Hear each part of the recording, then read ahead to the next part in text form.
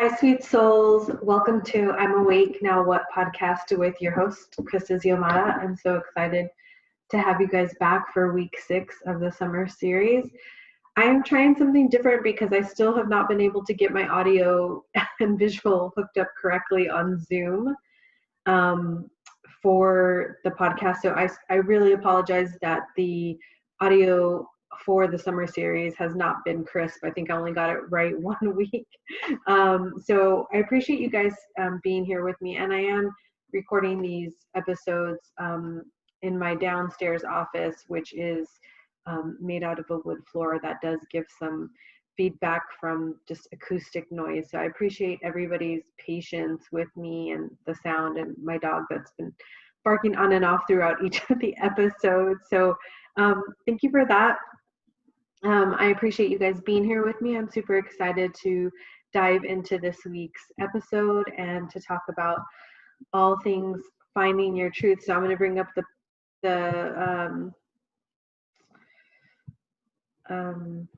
I am going to bring up the PowerPoint presentation. Excuse me. I need to share my screen first with you guys.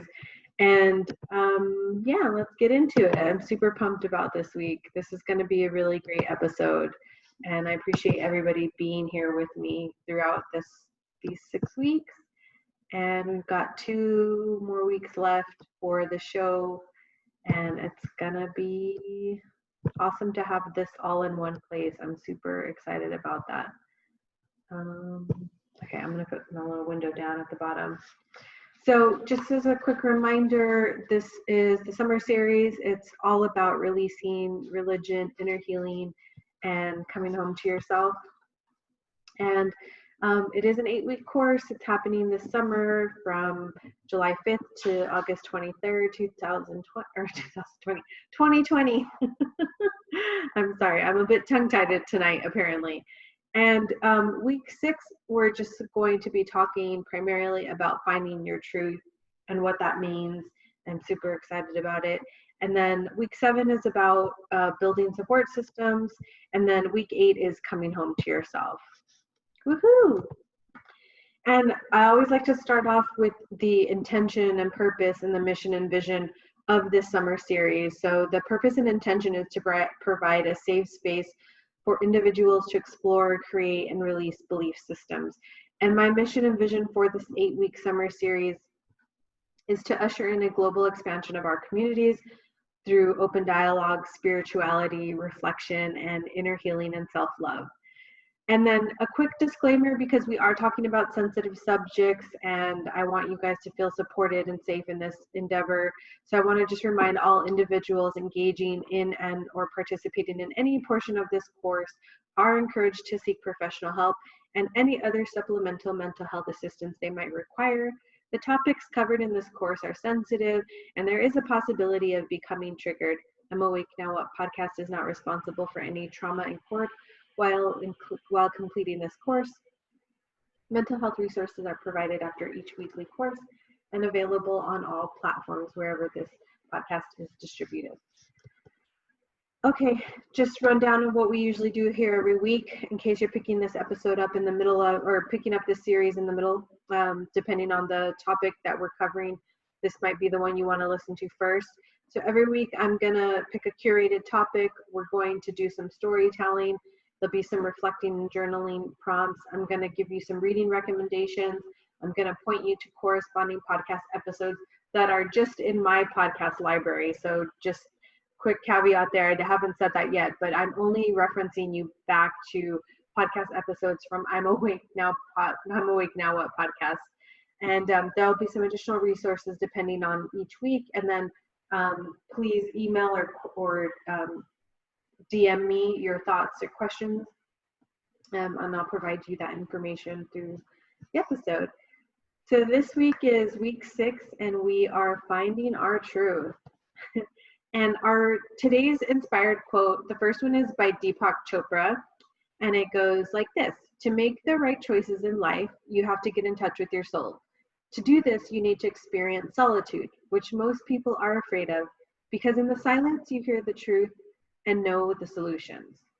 So we'll come back to why this quote is applying to this week's episode. And then my next quote is from Thich Nhat Hanh, and he says, "To be beautiful means to be yourself. You don't need to be accepted by others. You need to accept yourself." Truer words have not been spoken. So we'll get into why both of these quotes are inspired by this week's episode, how they apply to your journey, um, and how you can embody both of these quotes. Okay, so what I want to talk about in this week's episode regarding finding your truth is what I've determined to be the foundations of discovering your truth. And there are these foundational, I would say, pillars that have rung true for me in my experience now that I'm on the other side of leaving my religion of origin, figuring out what I believe, determining what my truth is, speaking my truth, and living my truth as it is in this moment, and as I endeavor to understand and be curious about what else I can learn, what else I can understand, what else feels true to me in my life as I navigate and evolve into a different person each year. We're always changing, we're always growing, we're always evolving. So some things that ring true for us in one year might not ring true for us in the next. So staying open, being mindful, being curious, being tolerant, all those things. So I've broken out these foundational parts of your discovering your own truth, and we're going to go one by one through all of them. I won't read them now. You can just look at them on the slide deck, and for those listening on the podcast, not viewing the presentation, just know that the next 8 topics we're going to hit are the 8 foundations for discovering your truth. Okay, so the first one is becoming centered and grounded in your internal beliefs. Okay, so I have 4 here. So how do you actually become centered and grounded in your own internal beliefs? I have dictated that I sense for myself, and probably for you on your journey, that there's these 4 areas that require attention for you to become centered and grounded in your internal beliefs. And that's creating your own internal strength, internal confidence, trusting yourself, and believing yourself.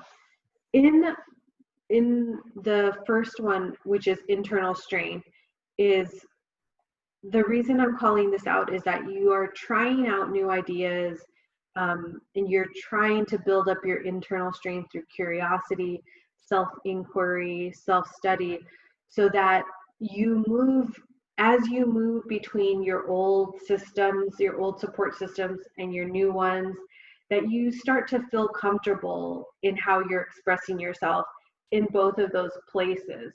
And it will require you to cultivate within yourself a lot more internal strength, a lot more self-reliance, a lot more internal confidence, which we'll talk about next. So when you're thinking about becoming centered and grounded, I want you to start remembering that, as you let go of your old religion, your old beliefs, your familial systems that are tied to your religion, your strength has to come a lot more from within than the external systems. And we'll actually go into more detail about what that actually means for you. Okay, so with internal confidence, I want you to remember that the act of you leaving your religion of origin is a big deal, and you're taking yourself out of generations of the same type of thinking, being, and living. And it's a big deal for you to walk away from your religion of origin and then lean upon that one act of leaving as your basically as your position of strength to lean on to create more confidence in yourself. So what I'm trying to say there is, the act of you wanting to leave is so courageous, and should be the basis of building your internal confidence. So you had the strength to leave, you had the courage to walk away, you had the courage to keep moving forward. Lean on that internal confidence to build upon it. So how are you going to actually be building your strength and confidence? Well, inevitably, like I said, as you're vacillating between your old support systems and your new support systems, people are going to challenge you. People are going to question you. People are not going to want to associate themselves with you. And that can be hurtful. It can be painful. You're human. You're going to experience all of these things. So remember that you had the wisdom to make the decision to walk away, and you can rely on your own internal strength to navigate and catapult you forward on your journey, and be secure within yourself and the decisions that you continue to make in real time as you figure things out. Okay, and then moving on to trusting yourself as a I would say, like, if the 8 pillars are the foundations, these four items for becoming centered and grounded, they might be like the walls to your house, right? Like, we've got the 8 pillars that are holding up the foundation, and then we've got these 4 pillars here. Trusting yourself and believing yourself. Trusting yourself, if you have not realized this through the last 6 weeks, is the thread that weaves all this work that we're doing together. Trusting ourselves is woven into every act that we do on this path, and continuously in our life path. So this applies to your life outside of religion and spirituality. Like, you have to trust yourself above all things, and you have to trust that you are making the right decisions with all of the right tools that you have. Okay, and with all the knowledge that you have in the moment, because your knowledge and your sense of truth and your understanding of things also evolves. So you have to continue to trust yourself, and there will be moments where you end up, bumping up against a wall, or figuring out that maybe something isn't quite right in your journey or your pathway or your understanding of things, and you have to recalibrate and reset and come back around. And also, in trusting yourself, it's important, again, to start referencing back to yourself instead of referencing to external variables in validation. So to call in your own understanding and knowing about your life experiences, your connection to divine source, God, life, etc., whatever you call it, that deep knowing that you have within yourself, trusting that deep knowing, and then, self-referencing as much as you can, checking in with yourself. Because for me, trusting yourself is paramount to seeing yourself through the process of unlearning and unbecoming, and into self-liberation, sustainable happiness, and contentment. And although, like, let's say you haven't decided why you're leaving your religion of origin, and you haven't decided what your end outcome is, or what you're trying to achieve in the process of going down this road. Again, I kind of did the same thing too. I went on this pathway thinking I was looking for one thing, and as my journey evolved and changed and grew, and I got to understand more about myself, more about the world around me, and more about how I wanted to present in the world, things changed, and I needed to find a way to create more sustainable contentment and happiness in my life. So the thing about trusting and believing in, or specifically trusting in yourself, is what I want you to do is really start to do that self-referencing work. And when you self-reference, it's a continuous loop to create internal confidence and strength in yourself, so that you can live your truth every day, whatever it is you land on once you decide what that is for you.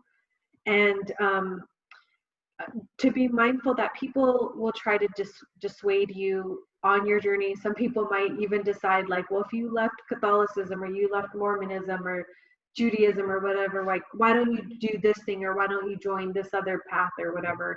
And you just have to have the internal strength, confidence, and trust in yourself and belief in yourself to make the right decision. Because as you sort of become really malleable and flexible and kind of bendy in every which way, it'll be easy for you to be pulled in all these directions, and you just have to come back to inside of yourself, literally inside of yourself, check in with yourself and say, like, does this feel right to me?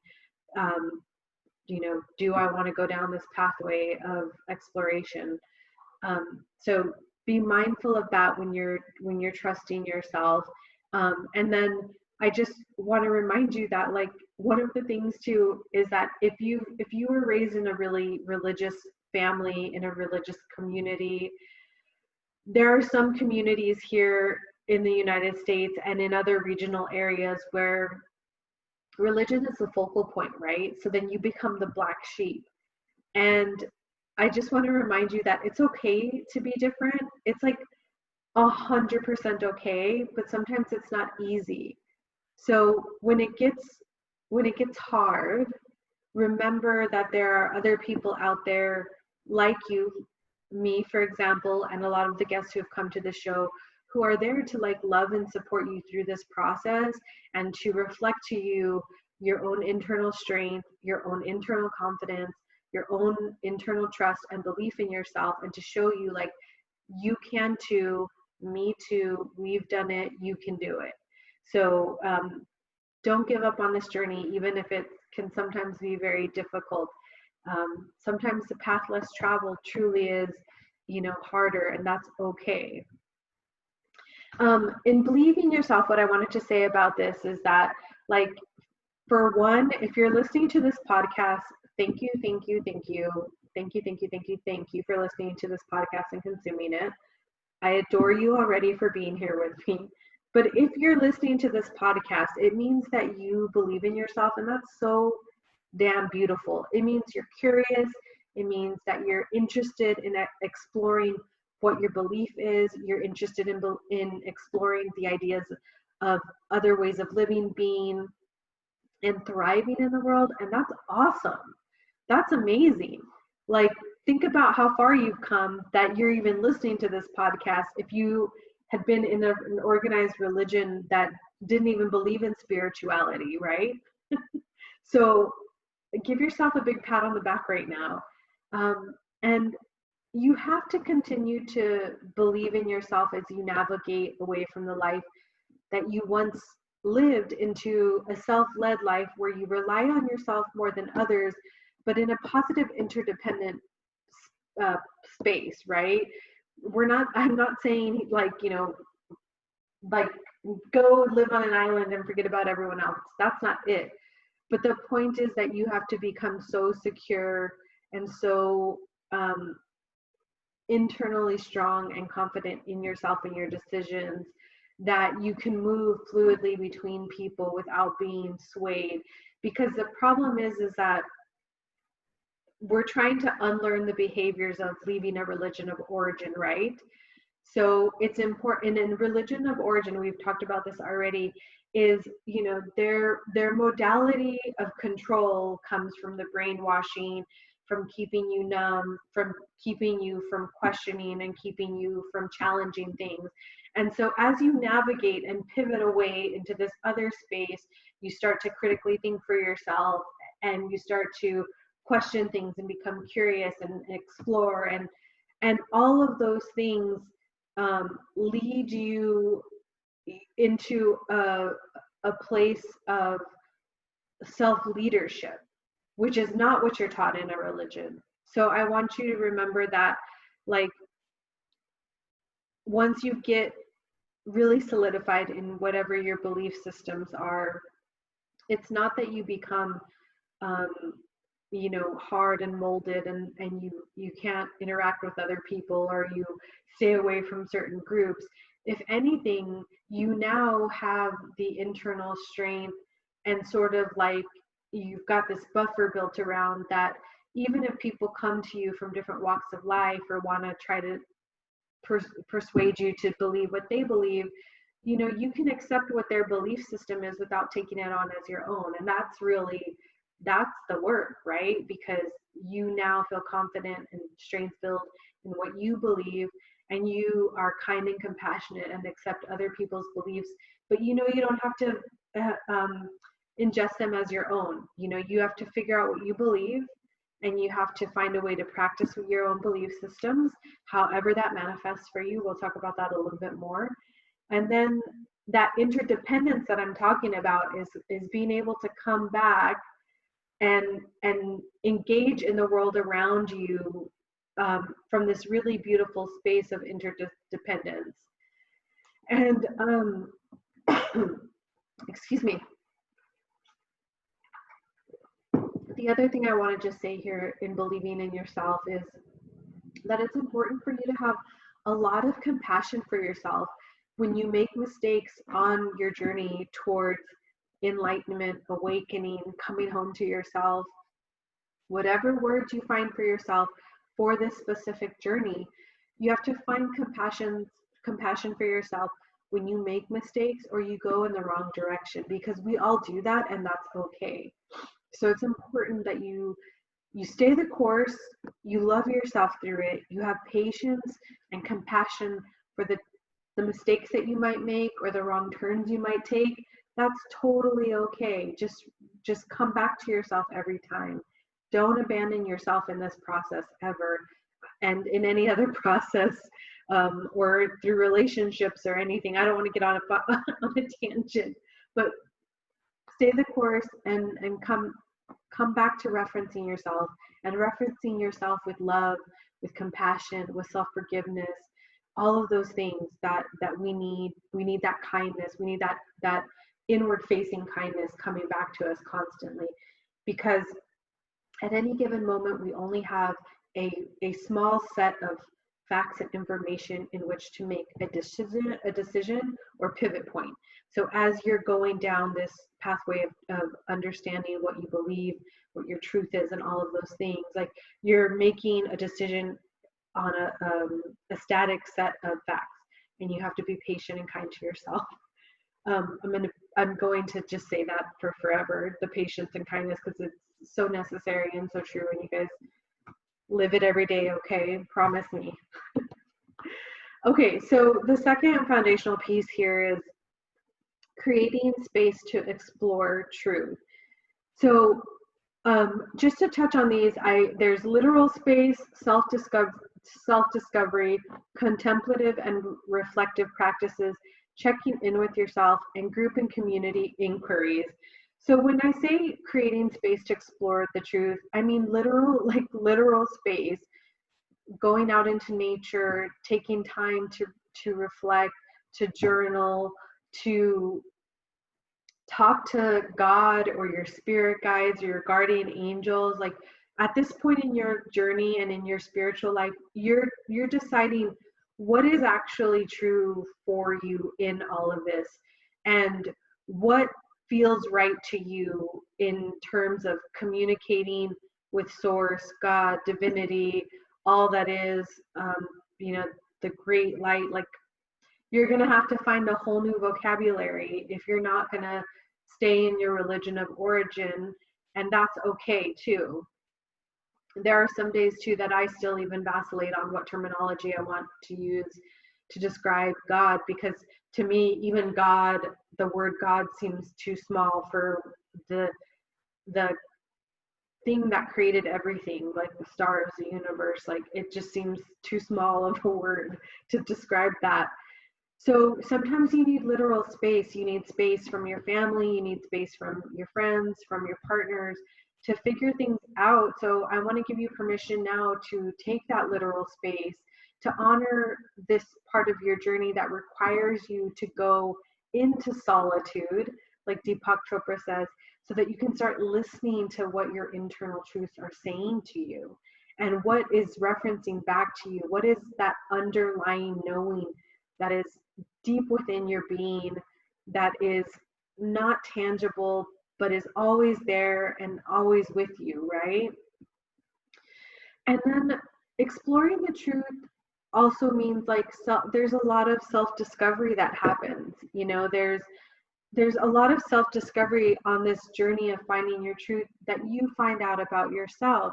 And for example, one of the things that I found out about myself in Catholicism, and I think I mentioned this in the first episode um, of the summer series, is there's this idea, you know, in that there is like always accountability, right? Because like there's the commandments and there's the catechism in Catholicism, and there's rules and there's consequence and there's like mortification and reparations that all have to be done. So, you know, like if you commit a venial sin, like you've got to go to confession. You commit a mortal sin, there's confession and other things that happen, right? And I had always assumed that, you know, my strong sense of accountability and justice came because I was in the confines of the Catholic Church that was, you know, very fire and brimstone, very cutting, very exacting in the way people behaved. And it was very clear how people had to behave and how you didn't behave. And then I got out of the Catholic Church. I started to release a lot of the judgment I felt. I started to accept and people of all walks of life from that loving, kind place. Um, but the thing that didn't change about me was my need for justice and accountability. And I realized that's part of my personal characteristics as a human being. Um, I would say right now, the thing that's giving me the most pause in my life is that we've been told for the entirety of our American lives that we have a government that's built on consequence and checks and balances, and right now we're not seeing that. And those types of things just drive me to no end, right? Because in our daily lives, like we're just living our lives, and there are real consequences if we do something bad. But then there's these bigger institutions out there that are violating, you know, big, you know, human rights and things like that, and there's no consequence. I mean, even in the Catholic Church, they've had a systemic issue of sexual abuse, raping of nuns, and nothing has come of it. And none, you know, they've paid people off, like all these things. Okay, I'm going off on a tangent. Let me bring myself back. Okay, so what I'm saying is, in the self-discovery, what I found out was that thing, that sense of justice and accountability, it wasn't tied to my religion. It was tied to my core values as a human being, and what I felt were my core values, and what I wanted to understand about the world around me, and what I parsed out as right action and wrong action, right consequence and bad consequence.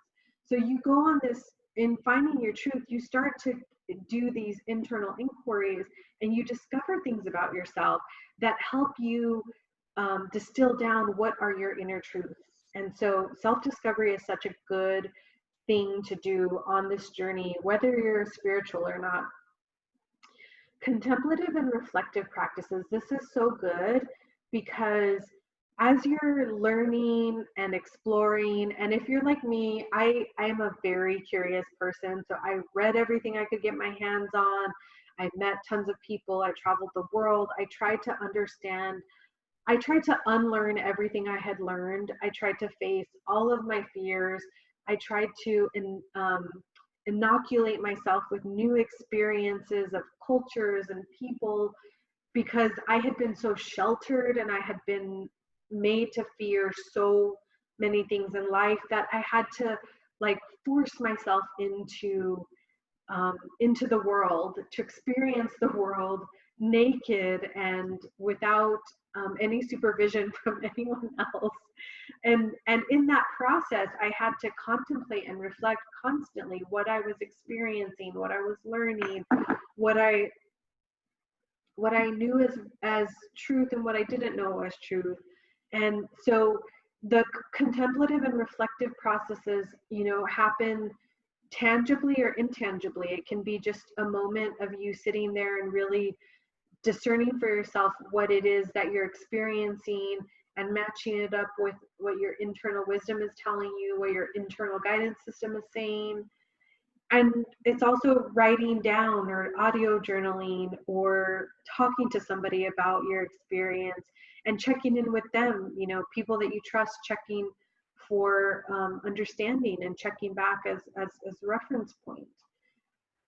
And then checking in with yourself, I think, is just always a good thing to do in general terms. When I went on this journey, I didn't realize how much I was not living in my body for a very long time. And yoga brought me back into my body. And the beautiful thing about our body is when our mind goes unconscious, which it does a lot, especially if you're raised in a religion of origin that doesn't allow your mind to, critically think and things like that, your body starts to take on like the abuse, the abandonment, the things that you're doing unconsciously. And so checking in with yourself, like literally checking in with your body, checking in with, your feelings, with your emotions as you're trying to find your truth. And then doing this on a consistent basis. Like if something feels wrong, you feel it in your body. You literally feel it in your body. If somebody's energy feels wrong to you, you feel it. You can go into a situation and not know somebody and they confront you and you can just feel, like their negative energy, their anxious energy, their anger. Like as you learn to understand yourself more, I think inherently there is a better understanding of people. And also, like I said last week too, people are constantly projecting onto you, and we do it all the time to other people. So as you gain clarity in your experience of finding your own truth, you start to also recognize people's projections. People's words are more about them than you, and checking in with yourself if somebody is talking to you in a way that doesn't feel right, or doesn't like if they're making an assertion about you, checking in with yourself that that's actually true for you. And if it's not, speaking up, or if you don't want to speak up in that moment, let them have their assertion or assumption, but know your truth, know yourself securely in your truth in that moment. And then again, as you're creating space to explore truth, is getting into groups and communities of inquiry that you guys can bounce ideas off of, where it's a safe space for you to explore, and where there's people who are anywhere along this journey, that have been in it 30 years or 40 years. And there's great places like non-denominational churches. There's think organizations for people who do contemplative practices of philosophy or Eastern religions. So you can involve yourselves in those organizations and try to see if you can understand some more. Just listen to what other people are saying and thinking. And inevitably in those situations too, you'll hear something and you'll know it's the truth in that moment. And you'll be like, oh my God, I've thought that all along. And here it is, someone's reflecting this truth back to me. And that's really beautiful. I love that. Okay. Another foundational component that I wanted to talk about in finding your truth is creating healthy boundaries. Because like I said, you're vacillating between your old experiences, your new ones, your old systems and your new ones. And if you're anything like me, I was going back and forth to both places, sometimes in the same day and sometimes not. And that can be really hard on you emotionally, mentally, physically. I was actually in the middle of a divorce when I was leaving and trying to find my truth and my belief. And I was, like 1 foot in the Catholic Church and, one foot in the yogic ashram, and, still deciding how am I going to extract myself. And what I learned is that um, that I had to eventually create these healthy boundaries. And I mentioned in the inner healing week that we had, that you're in the middle of figuring out what's next for you. You're in the middle of figuring out what you believe and what you know, and going back and forth to both of those places, your new place and your old place, can become increasingly triggering, because your friends and your family, they're still enmeshed in the religion of origin, and you're just trying to not become wounded or confused or even persecuted for leaving, which happened to me, right? So, and I'm sure it's happening to a lot of people out there who decide they don't want to go in the direction of their family's choice of religion. And so the hardest thing I had to do on my journey was to say no, and to say no to coming home, and to say no to family gatherings, and to say no to friendship, and to say no to some of my siblings, to say, like, I can't be in relationship with you right now, because when I come back, I I get wounded again. So I had to literally insulate myself, and create these insulated boundaries so that I wouldn't be wounded or have somebody in my circle reopen a wound for me that I had worked very hard to heal and to close. And so I want you guys to be really cognizant of that, because for me, in my experience, I actually didn't realize this was happening until, like, months into to after my whole life had transitioned back to Texas. and and I just kept getting in these rows with my family and my friends, and um, it was painful. It was really painful. And in our family units, and in our religious organizations, we're taught codependency. And sometimes codependency, what depending on who you're talking to, can be a very toxic form of a relationship.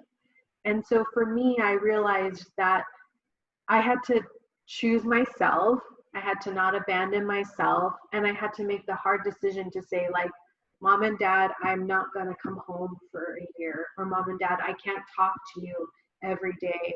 Or Mom and Dad, I can't listen to you complain about each other, because I'm trying to love you guys without your own baggage, or whatever it might be, right? So it's important for you to honor that you might have to create these boundaries, and that I'm giving you permission in case you feel like you need permission to create healthy boundaries. That's okay. You have to sometimes insulate yourself with your own love and your own solitude, in order for you to heal, in order for you to discover your own truth, and in order for you to emerge into society, back into society, from that self-led, self-strength, or self-resilient strength and confidence place. So I don't want to beat a dead horse, but honor yourself, um, and remember, like, for your own long-term and healing, you might have to do the same thing, and that's totally okay. The other thing is that, like, I'm putting it right here. It's like, no explanation needed. You owe nobody an explanation, not even yourself, when you're going on this journey. Like, let that set in. Let that be your mantra while you are figuring it out. You don't have to explain yourself to anyone, not even yourself. Okay, so repeat after me. I do not owe anyone an explanation about my exploration. I do not owe anyone an explanation about my exploration. I do not owe anyone an explanation about my exploration. That is your mantra for the entirety of your life if you have to, but at least for the duration of your spiritual journey, okay? So I spent a great deal of trying to explain my decision and logic in leaving my religion of origin to people who, A, literally didn't care, B, people who had no interest in hearing what I had to say, and 3, people who were still convinced they were going to convince me to stay. And I even went on dates after I got divorced, and I felt this overwhelming compulsion to explain myself and and and explain my unbecoming and my journey to each person I went out on this date, and how I also felt the need to explain myself, that I was like still figuring it out, and and say to like people that I went out on dates, like, I still don't know if I believe in a God, and they could have cared less. These poor guys I went out on dates. So it's so important. Like, don't give a fuck about anybody if you can. It's hard to do that sometimes. So I'm not gonna skip over the fact that it can be difficult to just say, like, I don't give a fuck what you think about what I'm doing or what I'm exploring in this moment. But just know that you don't owe anybody an explanation about anyone, and you don't even have to understand what you're doing, because sometimes the path to coming home to yourself is winding, and it's not linear, and it's confusing, and you're figuring it out in real time. And that's a luxury that you owe nobody but yourself. Like, do you, boo. Proud of you. Keep going. Okay, so the next foundational component that I want to talk about is listening to your inner wisdom, intuition, internal guidance system. So whatever you call that, some people might even call it their gut, okay, or your heart. Like, listen to your heart, listen to your gut, listen to your inner wisdom, your intuition, your internal guidance system, whatever it is for you. My first one here is a gut check. So in plain terms, from what everybody understands, men, women, we all say this. If you listen to, who was it that I was listening to the other day? Some gentleman who's a sports guy. Anyways, he was trying to talk about how he was trying to figure out like what was his next move. And it was like in the split second of a moment, and he listened to his gut. He listened to his gut is what he said. And then he knew what to do. And so while you're finding your truth, as you're ingesting new information, new experiences, letting go of old belief systems, healing, you have to listen to your gut. You have to listen to your inner wisdom, because we're all sort of, as I this is a universal truth that I didn't list here today, because we'll talk about universal truths, but I believe, and I assess from my own experience, that we are sort of embedded within our own internal systems, as our mind, body, soul connection, with wisdom that lives there and truth that lives there. And as we start to go on this journey and start to touch upon those inner wisdoms, those universal truths, they start to resonate so deeply within you that it sort of cracks open, and you start to circulate that wisdom and really start to recognize it once you hear it over and over and over again. So I just think that if you continue to just check in with yourself, check in with your gut, and find that inner wisdom and rely on your inner wisdom as you go along this journey, that will help you discover your own truth.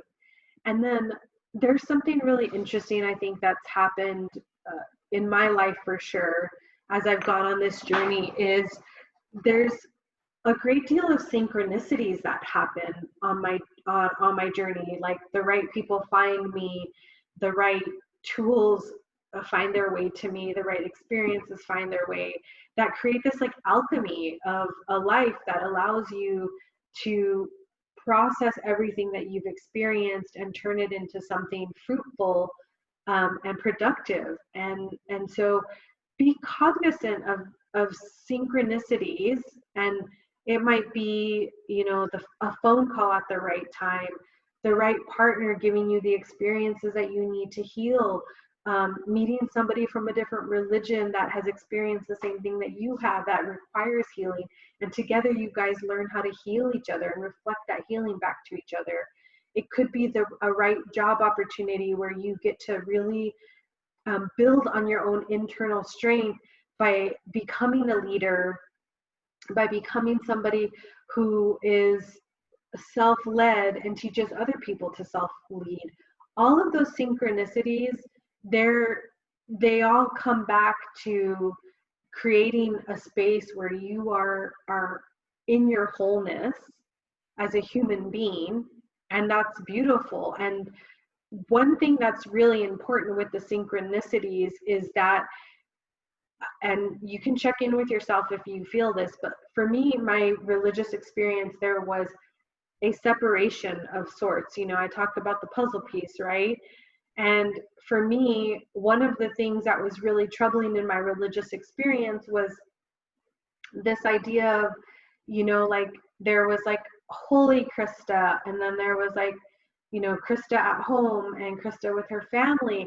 I was not integrated, and I had to become integrated in this other path. I realized that there were all these separate parts of me living differently in different spaces, and I had to show up in the world as myself the same way in every single situation.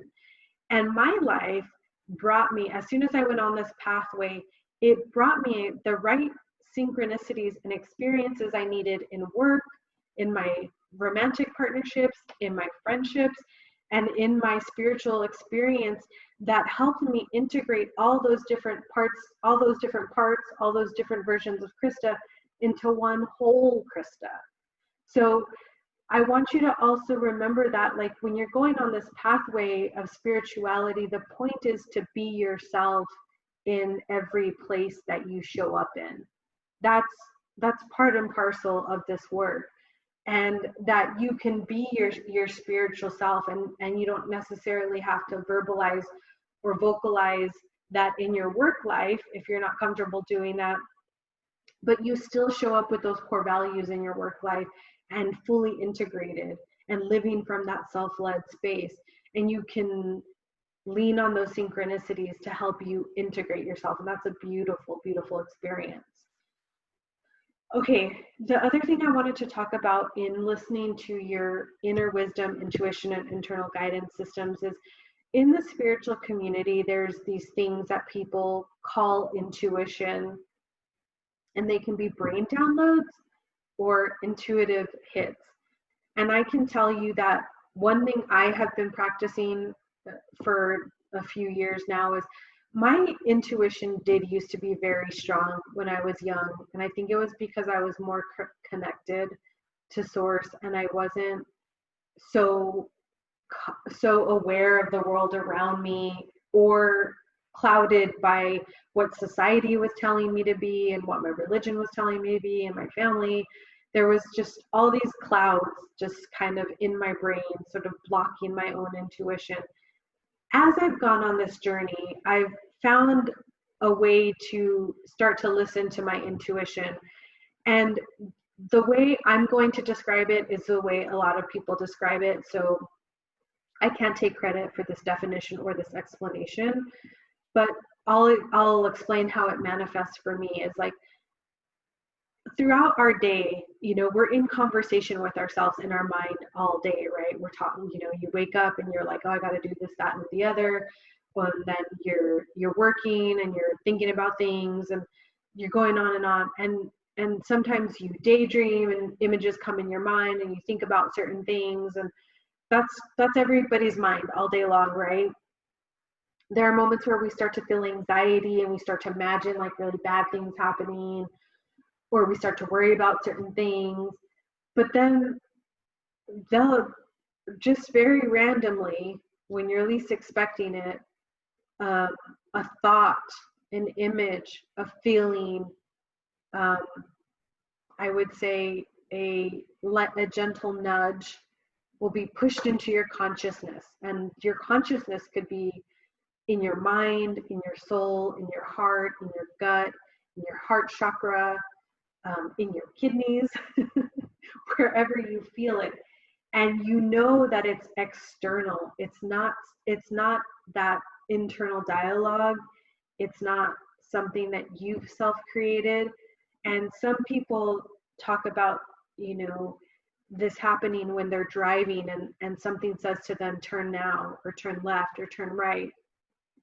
Um, and sometimes it's like, don't walk down that alley, or make sure you check on so and so, or you'll get the idea that you need to call somebody. Those downloads and intuitive hits are, I think, a holdover from when we were more connected to the earth and to our soul and divinity, and we've gotten so unattached and so disconnected from that, from the modern society and the modern way of having a relationship with God and the universe and source and things like that. So I want you to be mindful as you go on this journey, and as you start to open up and awaken and find your truth, and you start listening to those downloads and intuitive hits. They help guide you. Listen to them, and you'll be able to discern when it is or not. Just the way I described it. There are things that come into your consciousness that are not from you. And it's not that you even have to define where they came from. Listen to it, trust it, and take the action it's asking you, and see where it leads you. Become your own little scientist, your own little life scientist, and see what happens. And you can strengthen your intuition, and you can strengthen those downloads as you sort of interact with them every time. One thing I talk about on the podcast a lot too is my dreams. And Laura Lynn Jackson, who I love and adore, I know I've talked about her a couple times. She's a psychic medium and intuitive, and she's done quadruple blinded studies about how she intuits and how she knows information. She can talk to people from the other side. And she talks about our dreams a lot. My first Swami talked a lot about her dreams and creating a sort of like a treasure map of symbols and things that happen to you in your dreams, so that give you the consciousness and awareness for you to be able to discern what the meaning of the dream is. For me, my dreams are extremely vivid, and I feel like I go somewhere else when I dream. A lot of the answers I'm looking for in my life appear in my dreams. A lot of the healing I require happens in my dreams. A lot of times, like for instance, if I'm in conflict with somebody in my life, I'll dream about us in my dreams, and we'll resolve the conflict.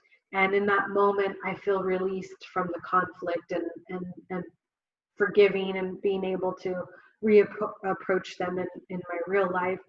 And so I would say that our dreams are so real. And as you know, when we dream, we're seeing and our eyes are not open, and that's really interesting to think about. And so, if you also want to include dream journaling in your exploration, do that too. There's a lot of interesting things out there, and I think there's a lot of truth in our dreams if we remember them, and they're always there to like help us understand our lives as we lead them today. Okay, so recognizing universal truth.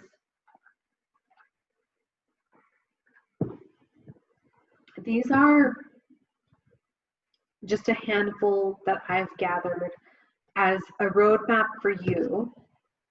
But ultimately, I want you to go and discover what your universal truths are, and what are the universal truths that you're bumping up against that just feel really right to you, to your core. So I heard, this cliche all the time. It's just like, we're just here to love, and we're all, the world is all love, and, one love, and blah, blah, blah. Any version of that. And love is what we are here to experience. And honestly, I was just like, that just seemed like a lot of fluff stuff. But now that I'm like 10, 12 years into my journey, I realize that it is true. Like, the most beautiful thing we can do here in our lives is to love and be loved, and to be able to receive love, which doesn't sound hard, but for a lot of us it can be because of our childhood experiences, because of our wounding, because of childhood trauma, because of depression, anxiety, things. It can be really hard to allow people to love us. And it can be really hard for us to love ourselves. And if we don't love ourselves, we can't love other people. So it's like a true act of bravery to like love yourself unconditionally and with high positive regard so that you're able to experience and receive love in return. So that's universal truth number one that I've discovered on my journey. And then number two is that gratitude is the pathway to sustainable happiness and abundance. And it truly is.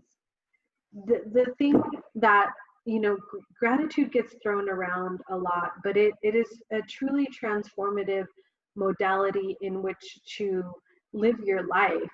And when you're in a place of gratitude, you always have enough. You never need anything more. You are coming from a place of abundance because you are truly grateful for whatever is around you and what you have, whether it's little or a lot. Even those two things are relative. So gratitude is a spiritual practice, it's a human practice, it's a practical practice. Practicing gratitude is transformative. And what I learned on my journey too is, you know, last week we talked about the ego and a lot of ways that my ego wanted to keep me stuck was from complaining. So I grew up in a family where complaining was like a thing, but complaining is like an egoic, it's a egoic response to the world, you know, to keep yourself victimized and things like that. And so in order for me to transform my complaining mentality, I started to integrate gratitude. And when I started to integrate gratitude, I started to realize, oh, my life really isn't that bad. And like, oh my God, look at all these amazing things I have around me. Like, it truly, truly alchemized the way I interacted with myself and the way I interacted with the world, because I could come from this like very loving and kind place where I didn't have expectations or any preconceived outcomes that I was wishing for on myself and other people. And so there was this level of sustainable happiness that was created through that, and contentment. And then there was an ever flowing inward and outward abundance that happened. And the next one is forgiveness as a daily practice. Ooh, forgiveness. I know that it can be pretty difficult to do forgiveness on the regular, and even I still struggle with this, but it truly is like to try to forgive yourself, to forgive the people around you. It's a daily practice, and it's not easy, but it's definitely also a transformative action. It helps us remove barriers to loving those around us and loving ourselves. And so it's important for us to practice forgiveness and to let go, to continually let go and let go and let go, because in not forgiving, we create our own suffering. We create, you know, resentments that create blockages and hurdles and barriers, and it's just like the slippery slope. So that's another universal truth I've learned on this path. And then again, that we're all connected. I talked about oneness last week, so I'm not going to spend too much time on this one, but it's true that we are all connected. And we're seeing this in the pandemic. We're seeing this play out in the environment. We're seeing it play out in our interactions with people. We're seeing it play out in the mental health of everyone that is enduring the pandemic and the Black Lives Matter movement. There is literal collective PTSD that's happening with this racial injustices that are happening. And so we all feel that if we allow ourselves to be open, like we're literally feeling that, we're reacting to it, and we're all connected. The other universal truth, the second to last one that I have here, is that our lives have meaning. And I want to stress this because a lot of the times on our journey, it can really feel like life can feel sometimes meaningless, and life can feel sometimes pointless if you don't have, direction or purpose or support or the right tools to kind of move yourself forward in your life. And but at the end of the day, like, if we're here and we're breathing, our life has meaning. Mel Robbins, who is on my book list for this week, has this statistic that she found through one of her speeches, or she found it when she was doing her TED Talk, and it's like the chance of you being born on this earth during this time to your specific family on the year that you were born, on the day that you were born, is like 1 in 700 trillion of a chance. And so, like, if you ever question the significance of your life, go back to that statistic, because it is almost near to impossible that you came into fruition in this moment. And so that even if you do nothing your whole entire life, you are enough and you matter. Okay, so I want you guys to remember that. The last universal truth that I have listed here is that we are meant to experience the full range of emotions in our human experience. And sometimes this can be overwhelming because, like, we're taught to not be angry, we're taught not to be sad, we're taught not to talk about our depression, we're taught not to be playful as an adult, we're taught to, like, tamper down our laughter and things like that, and joy and all of these things. But to tamper down those things is to live a half life. We have to experience things. We have to allow the world and the world's experiences and our life experiences to fully touch us to the core of our being, so that we can learn how to empathize with other people when they go through the same thing we go through, and to even take in their experiences, as they tell us, and really feel each other's pain, feel each other's sadness, feel each other's joy, feel each other's playfulness and kindness. And we need that so that we can understand each other, and so that we can understand the experience of being human on this earth, and that we're not alone, and that we're all built with the same components, and the percentages in which each of our components manifest in our life are different, but we're all the same. Okay, so I want to talk about creating core values here as another foundational piece. One of the things is that when you're in organized religion, right, you're stamped with, like, these set of core values and these edicts and directives about, like, your life and what you believe and all these things. So when you're going on this spiritual journey and you're trying to find your truth, you're trying to figure out what you believe in, you do have to formulate your own core values. Like, what are your core values? And so I've listed some of my core values out here. And when I look for partnership and friendship, I'm looking for people with these similar core values that can relate to me in this way, that we can have relational connection through these core values, because it helps me connect with people on a deeper level. And it's not that I'm shutting anyone else out, that's not what I mean, but ideally I'm also attracting and integrating people into my life that have these core values, so we can be together and be in community with each other, and we can create that interdependence that I'm talking about. So mine are honesty, integrity, curiosity, tolerance, acceptance, compassion, and kindness. I say these words all the time. I live them every day in my life. I interact with people from these core values. It's important for me to be honest. I hate lying. If I don't have to do it, I won't. But we are human. There are times where we have to say white lies. There are times when I have played hooky at work, so I'm not going to be lying about that to you guys. There are times where I've had 6 days and I wasn't sick because I wanted to just like take a personal day, or take a mental health day. We don't have very many of those in the United States. And so sometimes you got to do what you got to do. But as a rule, I try to be incredibly honest and incredibly candid in my interactions and responses with people. And sometimes that can be disarming because I'm direct and I'm not going to feed somebody a dishonest answer. And integrity is extremely important to me.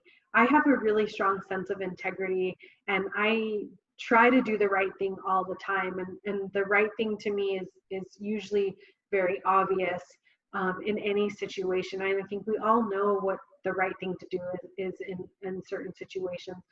You see somebody being mean to somebody, you step in and you try to defend that person or get them out of there, or whatever the case is. You find money on the floor and it's near somebody, you give that money back to that person, ask them if it's theirs. You find a wallet, you turn it into the cops. Like, integrity is integral to who I am as a human being, and it's how I want to align myself with my own core values so that at the end of the day I can look in the mirror and be proud of who I am. So that's part of also defining what your core values are, making sure that when you're facing yourself every day and you're self-referencing and you're physically looking at yourself in the mirror, that you love and respect yourself. Curiosity is my spiritual practice. It's my jam. I'm all about it. I want to know everything about everything, and then I want to decide if I really believe that thing. So I'm super curious. I ask a ton of questions. You don't want to go on a date with me because I'm going to ask you a lot of questions about your life, about what you believe. You do want to go out on a date with me, but let's just know there's going to be a lot of questions. So I'm taking applications right now for my life partner. And so my next one is tolerance. I'm super big on this. I mentioned it last week again. Tolerance is really big for me. Like, I'm going to exert a great amount of tolerance on you, even if you're not doing it to me, because to me, that's like the kindest thing you can do. And it doesn't require a lot of action on your part. It just requires you to suspend your own judgment, to suspend your own ego or your own reactions to things, and just let people be as they are. Just be there. Just let them be who they are, and without wanting to change them. And that can be difficult. And tolerance and acceptance, they're like twins, man. They come together. So if you're being tolerant, it means you're being accepting of the people around you, and you're being accepting of yourself. Accepting of yourself in every moment, no matter how many times you change, is necessary. It's also a spiritual practice. Compassion and kindness, they are also my jam. Compassion is everything. Like the Buddha and the Dalai Lama talk about compassion and kindness like every other word. And honestly, when you start to read the works of the Buddhist texts and stuff, you're just like, oh my God, how much compassion can we talk about? But it's so true. Creating that internal compassion and that internal kindness so that you can then come out into the world and give that back to the world is so critical. It's how we change the world. It's how we transform the world from like a dark, bleak, self-serving place to a light-filled, service-led place, like being of service to each other and being in community with each other in the place of kindness and kindness facing. And kindness is like, not gossiping, not using the word against people, not lashing out at people, even if they're lashing out at you, being generous in contributions, helping out your community. Like, you have to decide what all those things are for you. So in looking at creating your core values, write down some words that you're thinking of, and just figure out what your words are for you and what your core values are, and then figure out how you're going to live into those core values every day. Okay, speaking your truth. So what I want to say to about speaking your truth is like, as you're starting to decipher and discern and find the right words and find the right expressions to articulate what you believe now, what you know is truth, what you feel secure in, what you feel confident in, you start to speak that truth as much as you need to whomever you want to and whomever you can trust. And you also have to speak your truth to yourself. You know, a lot of times on this journey, you're going on this journey independently of anyone else, and you have to again start referencing to yourself, and sometimes speaking your truth becomes like your own mantra, like, I believe in myself, I believe in this journey, I believe that I am on the right track of discovering what my truth is for me. I am confident in the decisions I am making. I understand there's a greater purpose to what I am working towards, even if I can't understand what's happening right now. Speak your truth as often as you need to. Speak your truth to people that you can trust, and speak your truth to yourself over and over and over again as much as you need to, until you become so secure in yourself that nothing can ever come into question or diminish your own understanding of what you believe and know deep within your soul, deep within your body, deep within your mind. So yeah, that's what I'm going to say about speaking your truth. Okay, we're coming to the end of the show here. So we're going to talk about finding your truth, reflections, and journal prompts. So I've written 5 questions here that I'd like you to take back to your prospective location and do some reflecting and journaling. The first one is, what truth have you felt since you were young? Okay, there might be a universal truth in there. There might be an undetermined truth. There might be a feeling. There might be an emotion. There might be an idea that you feel is true. What is that for you? What's been there since you were really small? And then the second question is, what is the truest thing you can say about yourself today? What is the truest thing that you can say about yourself? The truest thing I can say about myself today is that all of my decisions, no matter how wrong, right, indifferent, have led me to the right place. Third question is, what boundaries do you need to put in place? So thinking about, as you're still discovering, what kind of boundaries do you need to put in place, if any? You might not need to, and that's cool too. What universal truths feel right to you? Like right now, like what universal truth feels right to you? Any of the ones I said, let me know. The last question is, what are some core values you would like to create for yourself? So create some core values, throw out some words. I feel like we all have words that resonate like with us so deeply. Like those that I just said to you right now really just, I feel like they're in my veins. I feel like they're in my skin. I feel like they're in my hair. I feel like, you know, whenever I'm not acting from those places, I'm always out of alignment. And so I'm like, what am I not living into right now? Am I not living my tolerance? Am I not living my compassion? Am I not living from a loving space? And how do I get back into alignment? How do I respond from a place of compassion? How do I respond from a place of integrity? How do I respond from a place of acceptance? And then I like click back into alignment, and then I can interact with the world from that place again. Okay, y'all, I have kind of like a smorgasbord of books that I'd like to talk to you about for reading if you'd like to. The first one is called The Heart of Unconditional Love, which is a great one by Tuku Sandup. He's great.